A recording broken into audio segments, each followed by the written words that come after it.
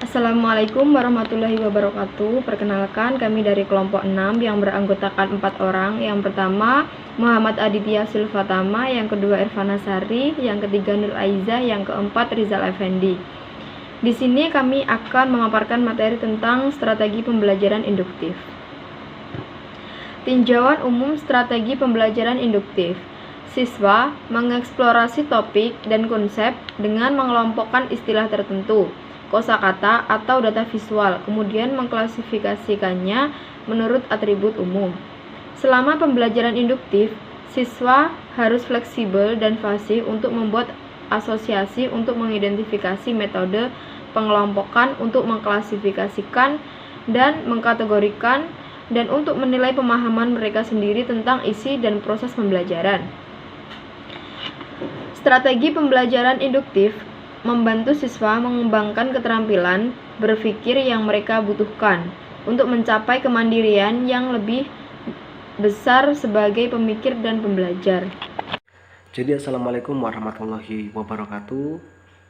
Saya akan melanjutkan pembahasan yang sudah dibahas oleh teman-teman kelompok saya sebelumnya untuk tadi implementasi strategi pembelajaran induktif. Nah, mengapa sih strategi ini bisa berhasil?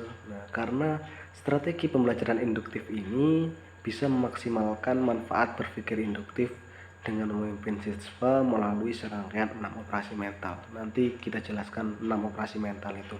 Operasi mental ini semacam model atau semacam stimulus yang bisa pendidik berikan untuk bisa mencapai sebuah siswa yang memiliki pemikiran,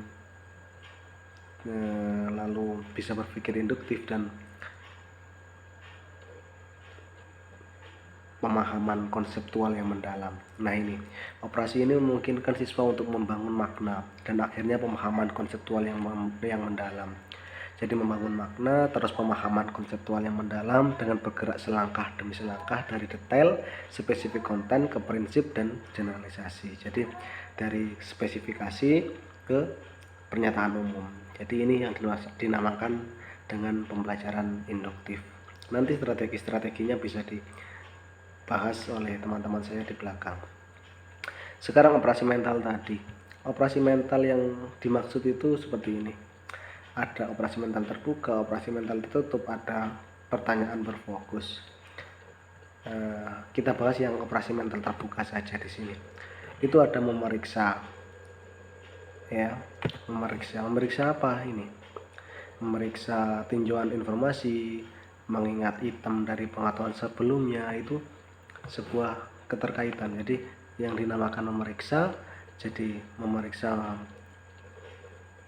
sebuah informasi, lalu pengetahuan mereka sebelumnya itu kita bimbing pada tahap yang pertama. Lalu mengelompokkan data. Setelah diperiksa, kita suruh mengelompokkan data. Kemudian diberi label. Ya, diberi label. Data-data yang sudah dikelompokkan itu, ini termasuk apa sih? Ini termasuk apa sih? Ini termasuk apa? Lalu submissing di bawah grup dan label yang lebih inklusif. Jadi diklasifikasikan lagi. Setelah dilabeli, diklasifikasikan lagi bisa. Lalu menggunakan berbagai cara pengelompokan, pelabelan, dan pengelompokan itu berdasarkan hubungan lain. Apakah masih ada hubungan dari pengelompokan sebuah informasi tadi? Kalau jika ada, bisa dikelompokkan menurut apa lagi. Lalu setelah membuat pengelompokan, kita bisa tahu apa? Mengeneralisasi dan memprediksi. Ini apa? Menemukan dan menerapkan aturan atau prinsip umum, memprediksi hasil dan menghasilkan hipotesis. Lebih jelasnya nanti bisa dijelaskan di slide-slide selanjutnya. Ya, cara penggunaan strateginya yang nanti bisa dijelaskan di slide selanjutnya. Dari saya cukup itu. Terima kasih.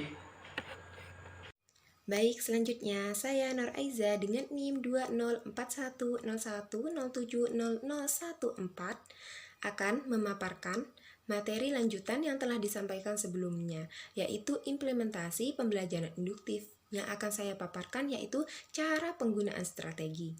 Yang pertama, mengidentifikasi dan mendistribusikan kata kunci, frase, item, masalah, atau gambar dari suatu bacaan.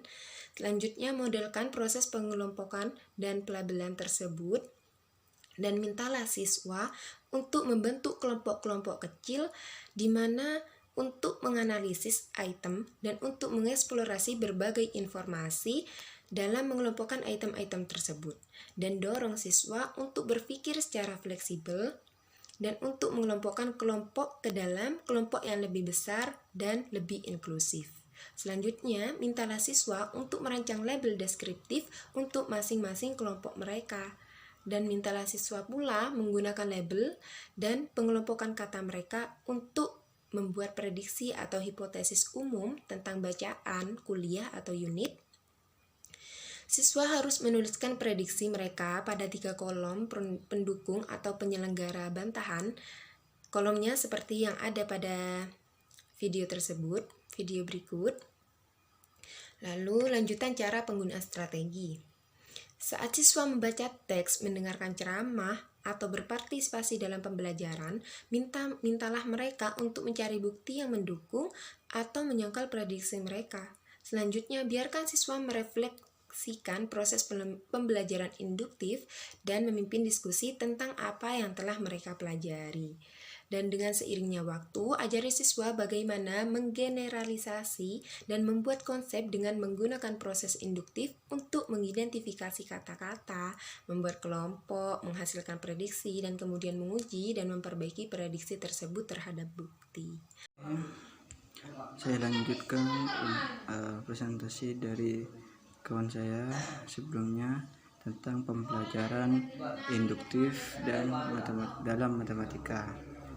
Bagian dari mengapa proses ini mungkin tampak dalam matematika dan apa yang mungkin membuat takut sejumlah besar guru matematika dari proses tersebut dapat diringkas dalam pertanyaan yang sepenuhnya masuk akal. Bagaimana jika siswa salah? Seperti yang dijelaskan Thomas pada 2003, prosesnya bukan hanya tentang mendapatkan kelompok yang benar. Sebaliknya, Thomas merekomendasikan untuk mendasarkan pelajaran pada diskusi dan perbandingan.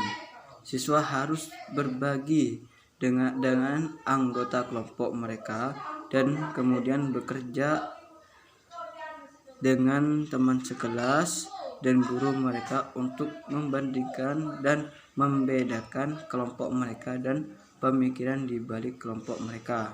Kemudian,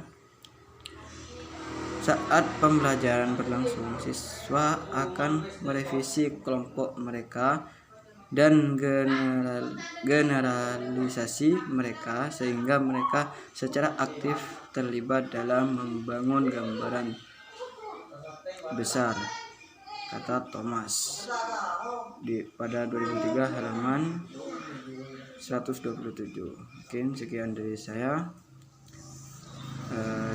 Saya dari perwakilan kelompok 6 mengucapkan terima kasih. Assalamualaikum warahmatullahi wabarakatuh.